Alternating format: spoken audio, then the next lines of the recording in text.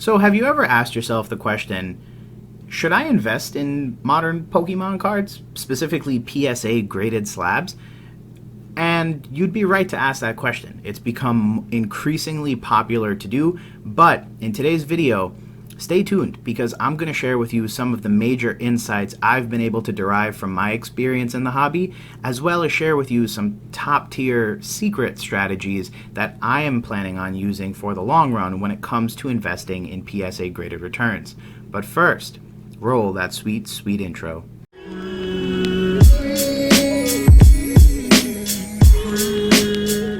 Hey Gengar Gang, what is going on?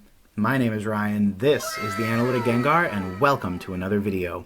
In today's video, friends, we discuss investing in modern PSA graded slabs. It's a question that many people have asked. It's a very popular topic for tons of new joiners as well as longtime hobbyists. People are basically asking the question, how do I go about investing in PSA graded slabs for the modern era?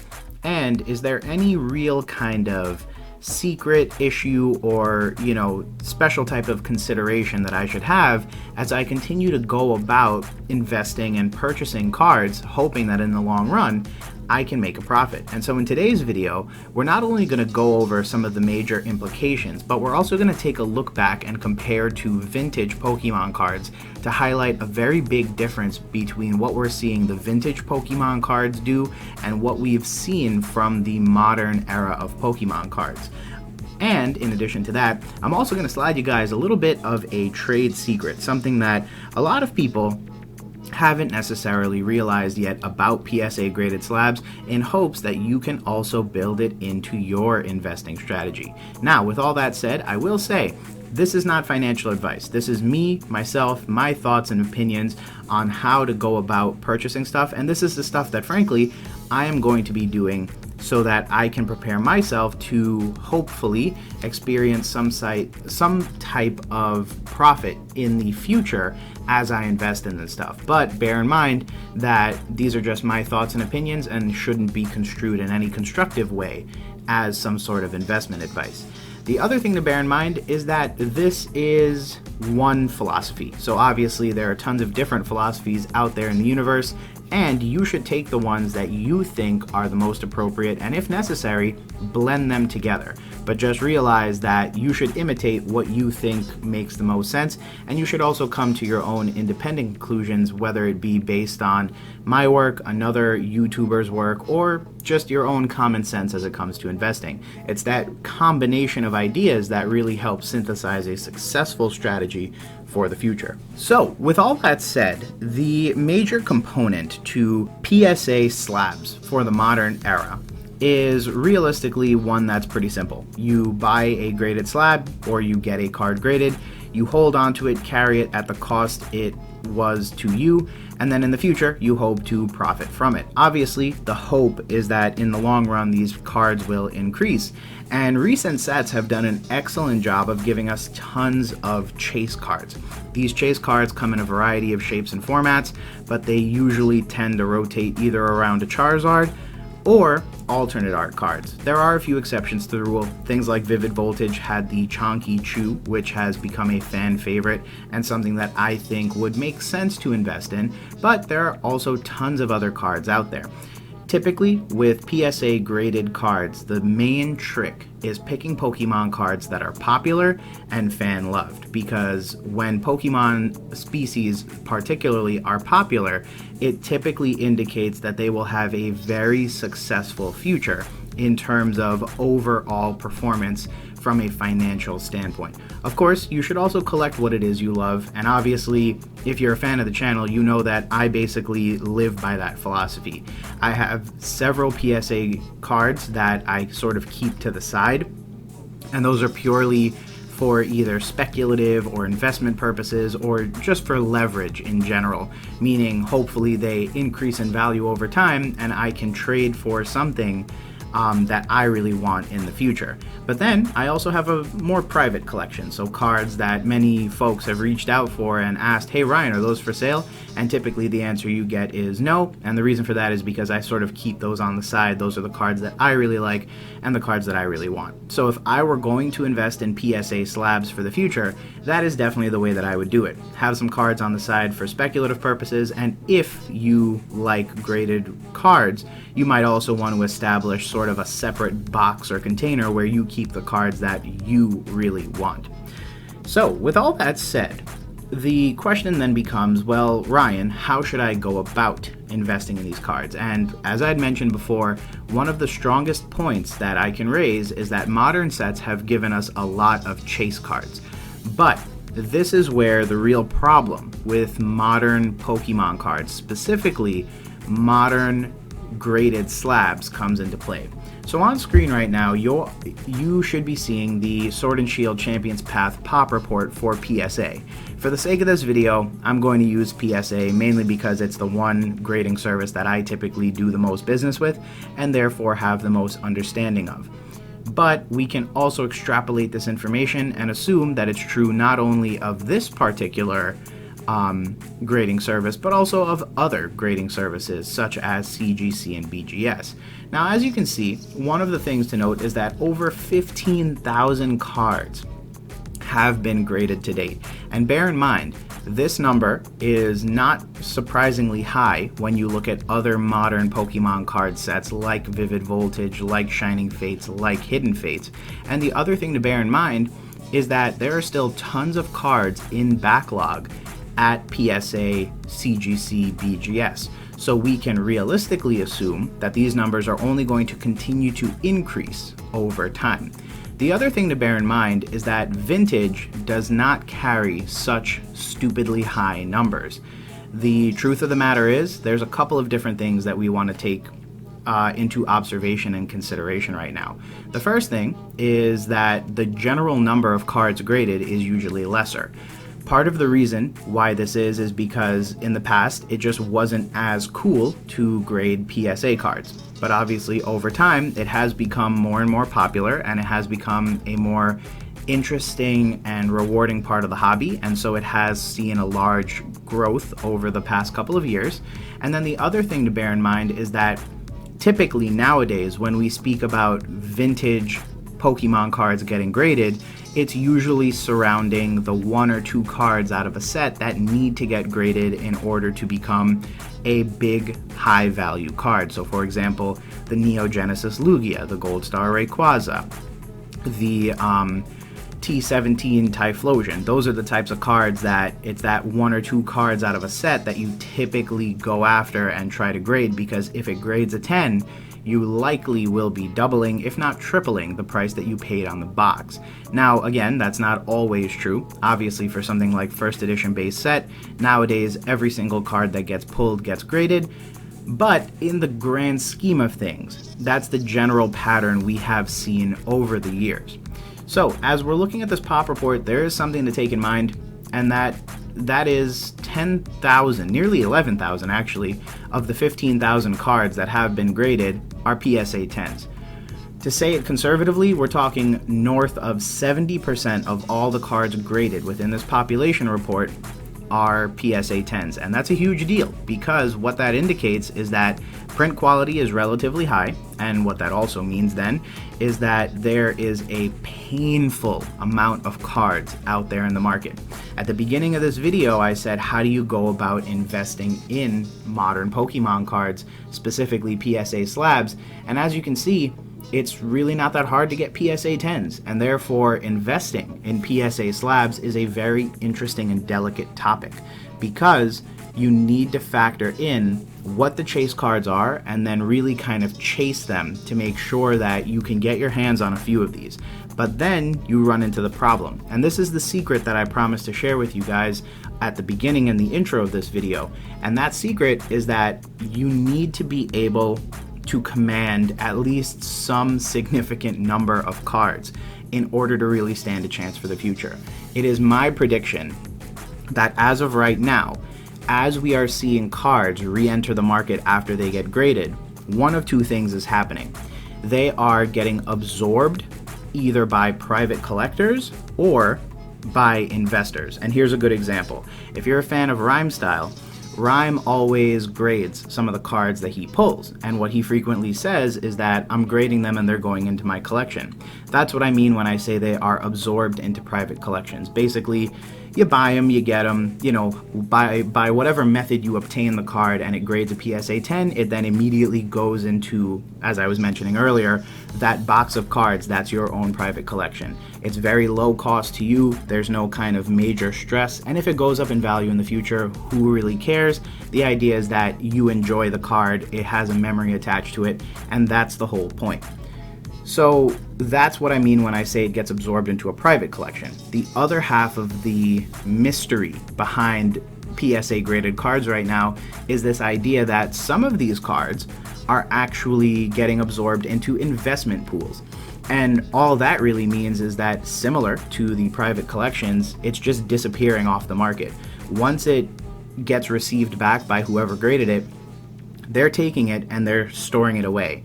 And so it's not getting listed immediately on eBay or Instagram or, you know, whatever else people are selling on nowadays. It's being held onto, and it's basically being placed into a savings account with the intention of reaping the benefits in the future. And so the real secret and the real trick here is that even though these numbers are stupidly high, the reason why there has been a lot of recent modern price increases is because a lot of the stuff is getting absorbed into collections and investments right away, and then the ones that are left out there on the open market, everyone is sort of tricked into believing that it will be a very powerful and compelling investment for the future. And so that's why you see many modern Pokemon cards having these incredibly high price premiums, even though they were printed this year, last year, or the year before. Many people have come out and said that it makes no sense. Fundamentally speaking, although these cards are cool and great and awesome and they're chase cards for the sets, they may even be explicitly rare, like the Champion's Path Charizards were. The problem is that there's just too many of them out there, and that poses an inherent risk because that means it does not have the same rarity that some of the more vintage Pokemon cards do. And that is the real kind of trick behind all of this, is understanding that rarity. So now I wanted to give you guys some real life examples of some of the different vintage Pokemon cards and some of the more modern Pokemon cards and how they compare from a population report perspective, because I believe the population report is really the answer to the question of how well these Pokemon cards will fare to do in the future. So let's start with some of the more vintage stuff. If we look at the EX Fire Red and Leaf Green Charizard EX, really pretty card, very iconic, and it actually became a lot more popular in recent years. What we'll find is that there's actually about 21% of the Charizards that have been submitted were graded a PSA 10, which sounds relatively high. Basically, 1 in every 5 that is submitted gets a PSA 10. And that's actually pretty impressive given that this is an EX card, which, as we all know, because of that shiny border, tends to be a real pain in the neck to grade. But an impressive number nonetheless, and you might even say, Ryan, that's a pretty large number. Wait for it, you'll see the point I'm getting at in a little bit. If we look at the Legendary Collections Charizard, there were actually 2. There was a reverse foil and a holographic. They were both reprints of the base set card. The holographic, only 1.5% of all those cards ever submitted is in fact a PSA 10. 7.9% of the reverse holographics are PSA 10s. So those numbers are painfully small. We're talking single digits, under 10% of all cards ever submitted. And bear in mind, both of these sets have been around for 15 plus years, Legendary Collections for even longer than that. When we look at the Expedition Charizard, the number 6, the holographic, that is a card that has only been graded a PSA 10 4.95% of the time.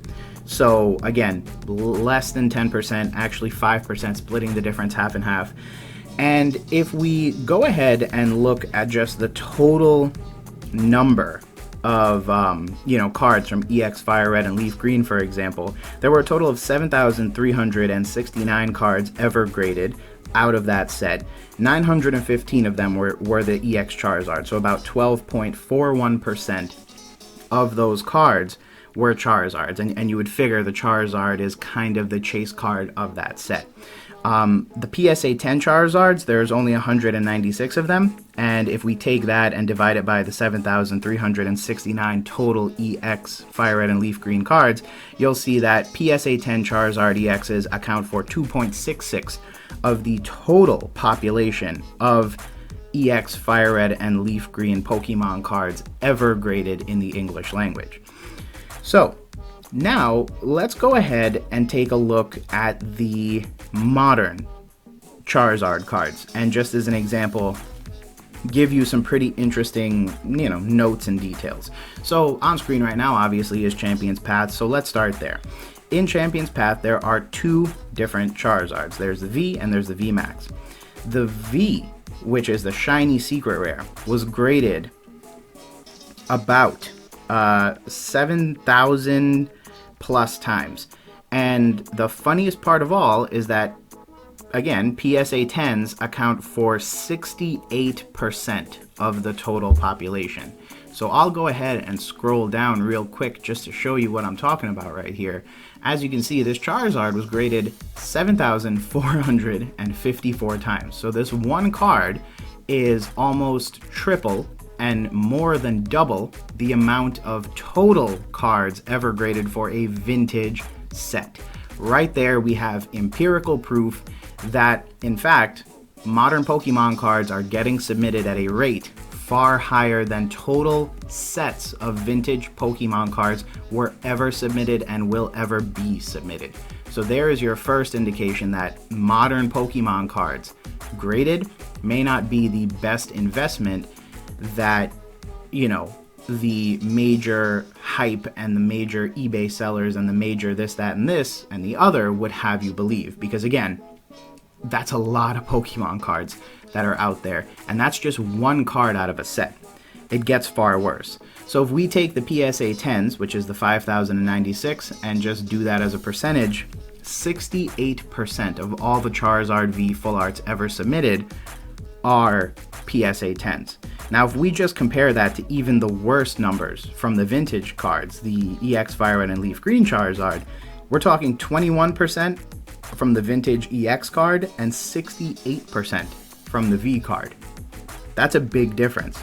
If we're looking at the V Max, which is right up here, you'll see that it's 5,424 PSA 10s over a total of 7,404 cards ever submitted. And again, that's the V Max. So the V Max actually has a slightly better ratio of about 73% of all cards submitted grading a PSA 10. Again, if we compare that to the EX Fire Red and Leaf Green, there's still about 50 percentage points of difference there.